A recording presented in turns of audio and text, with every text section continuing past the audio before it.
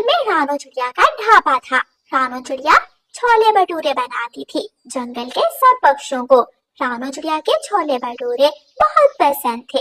रानो चिड़िया अपना ढाबा खोलती है और रानो चिड़िया के ढाबे पर भीड़ लगना शुरू हो जाती है।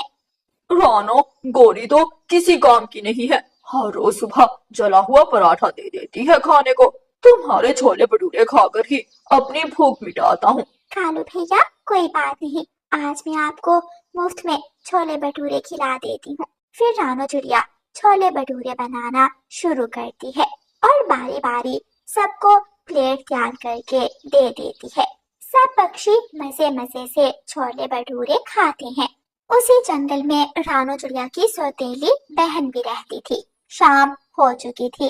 रानो चिड़िया अपना ढाबा बंद करने की तैयारी कर रही थी जब रानो चिड़िया की सौतेली बहन पारो चिड़िया वहाँ आ जाती है।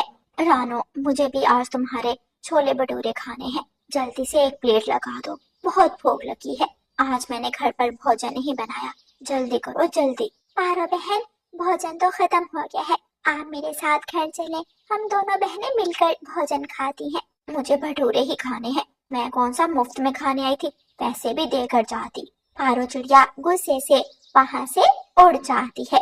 ये पारो भी ना बहुत अजीब है, हर समय गुस्से में रहती है।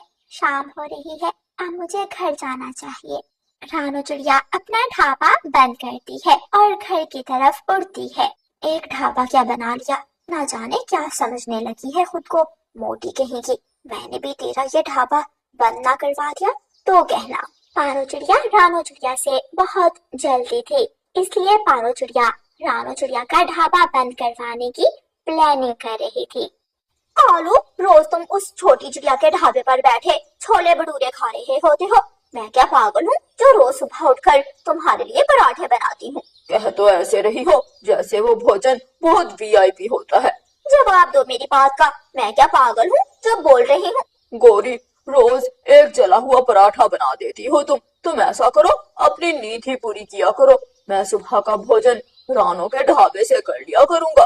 गोरी कभी कालू की बात का जवाब नहीं देती और गुस्से में दूसरी तरफ मुंह करके सो जाती है। सुबह हो जाती है। रानो चिड़िया फिर से अपना ढाबा खोलती है और रानो चिड़िया के ढाबे पर भीड़ लगना शुरू हो जाती है। गोरी कभी बड़े पेड़ की शाख पर बैठी हुई थी और रानो चिड़िया को बुरा भला बोल रही थी। पारो चिड़िया जो वहां से गुजर रही थी, गोरी के मुंह से रानो की बुराई सुनकर गोरी कभी के पास आ जाती है। लगता है तुम्हें भी मेरी मोटी बहन पसंद नहीं है, और नहीं तो क्या, सारे जंगल के पक्षी उसी के ढाबे पर जाते हैं, खूब पैसा कमाती होगी मोटी चिड़िया।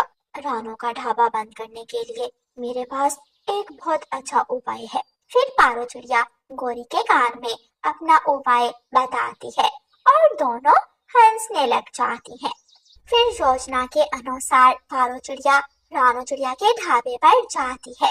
रानो, कल तो तुमने मुझे अपने छोले भटूरे नहीं खिलाए थे, लेकिन आज तो खिलाने पड़ेंगे। जरूर पारो बहन। रानो प्लेट तैयार करके पारो चिड़िया को देती है। पारो भोजन खाने लगती है। मिर्ची, बहुत मिर्ची है इसमें। रानो, जल्दी पानी दो मुझे। ढाबे पर पानी तो नहीं है पारो बहन, मैं अभी ला कर देती हूँ पानी। रानो चिड़िया पानी लेने नदी की तरफ जाती है। पीछे से पारो और गोरी मिलकर जल्दी से रानो चिड़िया की भोजन की हंडिया में बहुत सारी लाल मिर्ची मिला देती हैं। रानो चिड़िया पानी लेकर वापस आती है, लेकिन पारो ढाबे से चली गई थी। लगता है ज्यादा ही मिर्ची लग गई थी पारो बहन को। फिर बाकी पक्षी भी ढाबे पर आने लगते हैं, लेकिन जैसे ही सब भोजन खाते हैं, उन्हें भी बहुत तेज मिर्ची लग जाती है और सब रानो चिड़िया के ढाबे से नदी की तरफ भागते हैं। मैंने तो मिर्च मसाला उतना ही रखा है जितना रोज रखती हूँ।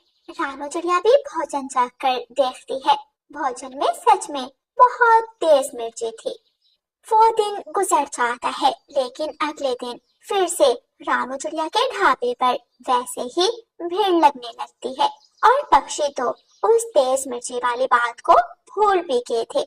कोई फायदा नहीं हुआ भोजन में मिर्ची मिलाने का, अब कुछ और करना होगा। मेरे पास इससे भी ज्यादा धमाके का प्लान है। पारो चिड़िया फिर से गोरी कवि के कान में अपना प्लान बताती है। रात हो जाती है। पारो और गोरी रानू के ढाबे में जाती हैं और रानू चिड़िया का गैस का सिलेंडर खोल देती हैं। अब सुबह जैसे ही रानू चिड़िया आग जलाएगी, धमाका होगा और रानू चिड़िया के ढाबे का नामो निशान भी मिट जाएगा। सुबह हो जाती है। रानू चिड़िया अपना ढाबा खोलती है, लेकिन रानू चिड़िया को बहुत तेज गैस की बू आ रही थी। लगता है कहीं से गैस लीक हो रही है। मैं आज घर से ही भोजन बना लाती हूँ। रानू चिड़िया घर जाती है और भोजन की हंडिया तैयार कर लाती है। कुछ देर बाद चिड़िया के ढाबे पर भीड़ लग जाती है और दोपहर हो जाती है। दोपहर को रानू चिड़िया अपने घर जाती है तो पीछे से पारो और गोरी रानू चिड़िया के ढाबे पर आ जाती हैं। सारा भोजन भी तैयार कर लिया उस चिड़िया ने, लेकिन धमाका तो हुआ ही नहीं। ऐसा कैसे हो सकता है?